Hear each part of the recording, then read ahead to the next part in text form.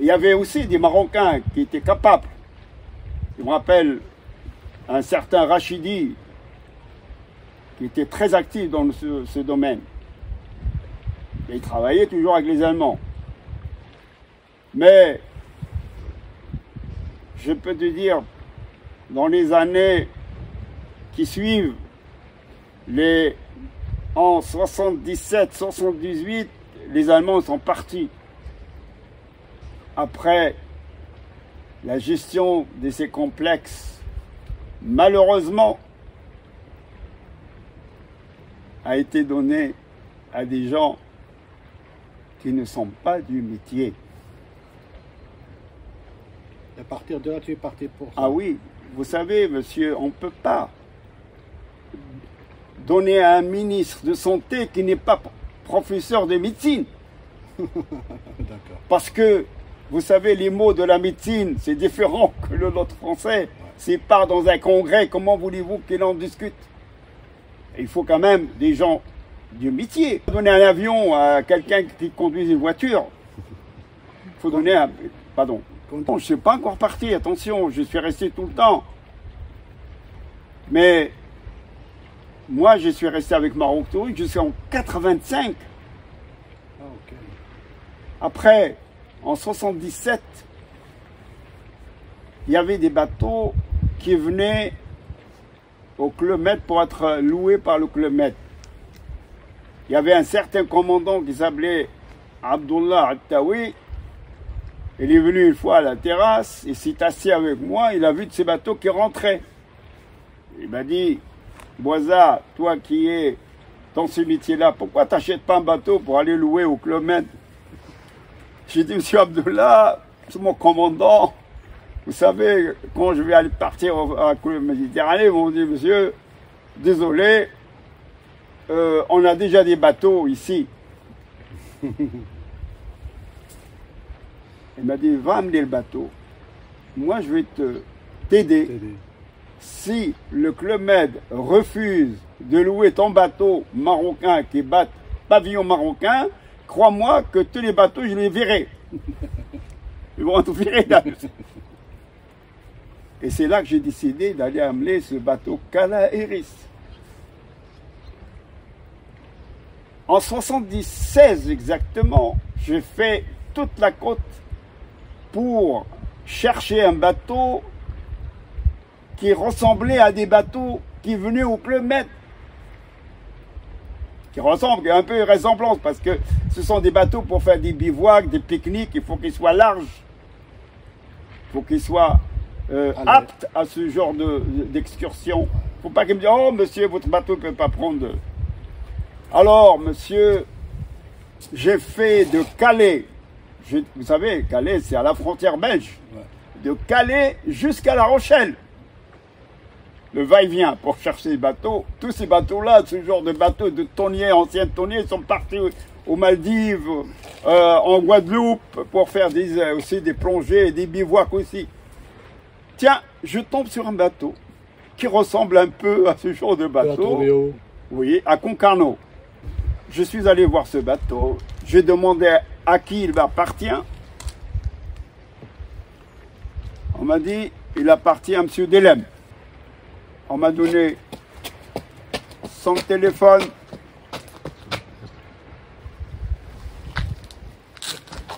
Je l'appelle. Il vient. Je dis, monsieur Delem, est-ce que votre bateau est à vendre? Il me dit oui, mais à condition. J'ai encore une saison de pêche. Une fois que je termine cette saison, je vous le vends. Je lui donne les arts, 10 000 francs. Je rentre au Maroc. Tu as acheté à 10 000 francs? Oui.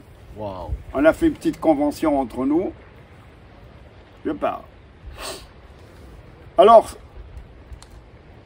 à la fin de saison de pêche, c'était à peu près à la fin décembre. Je suis parti à Concarneau, j'ai fait les papiers avec lui et tout. J'ai donné l'argent, la moitié, parce que la moitié doit être payée par la banque.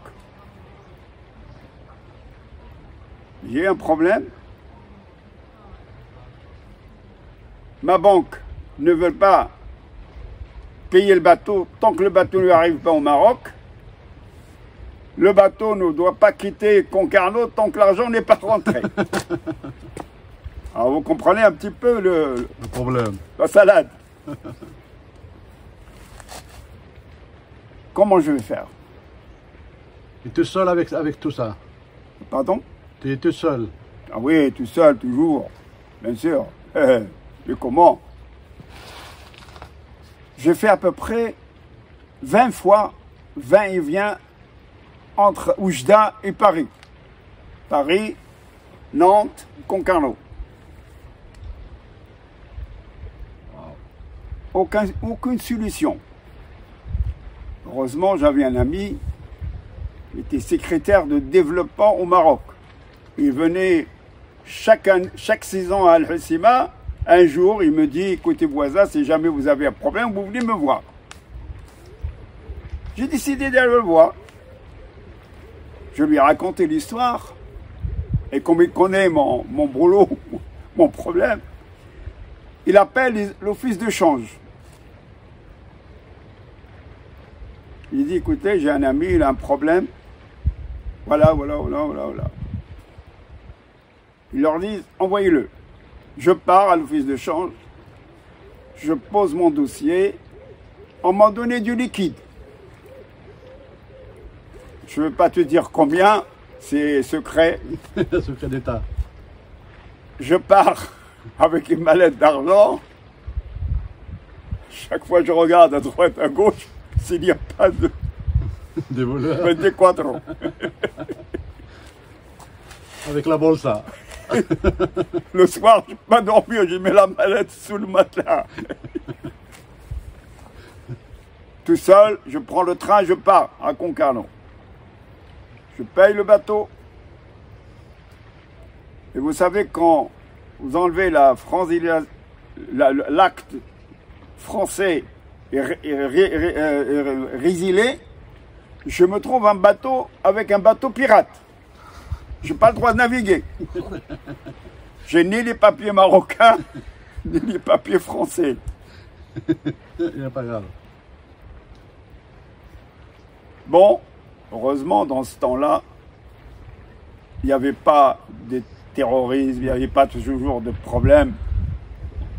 Le patron, j'ai oublié que ce bateau-là a été construit par un charpentier pour lui-même.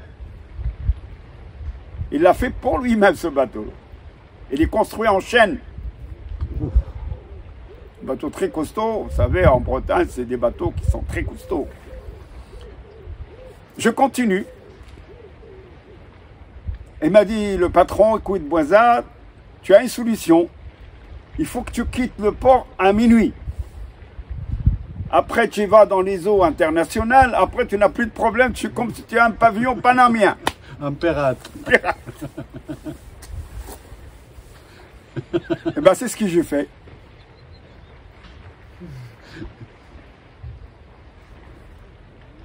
J'ai mis du gasoil. J'ai mis 20 tonnes de glace pour lister le bateau pour qu'il ne tangue pas trop. J'ai amené avec moi un mécanicien, 2 marins obligatoires parce que je ne pouvais pas partir tout seul. J'ai navigué de nuit. J'entends Radio Finistère. À tous les navires, attention, il y a un bateau qui a jeté des bûcherons, des morceaux de bois énormes pour ne pas passer dedans. Mais mon cher ami, vous savez, il y avait des vagues de 8 à 9 mètres. Où je vais voir, moi, le bateau cargo, je ne voyais pas quand il descend. Mon bateau tanguait, presque les mâts touchés de l'autre côté. Je me suis dit, ça y est, je n'arrivais plus au Maroc. Je me suis laissé la barbe. Robinson Crusoe.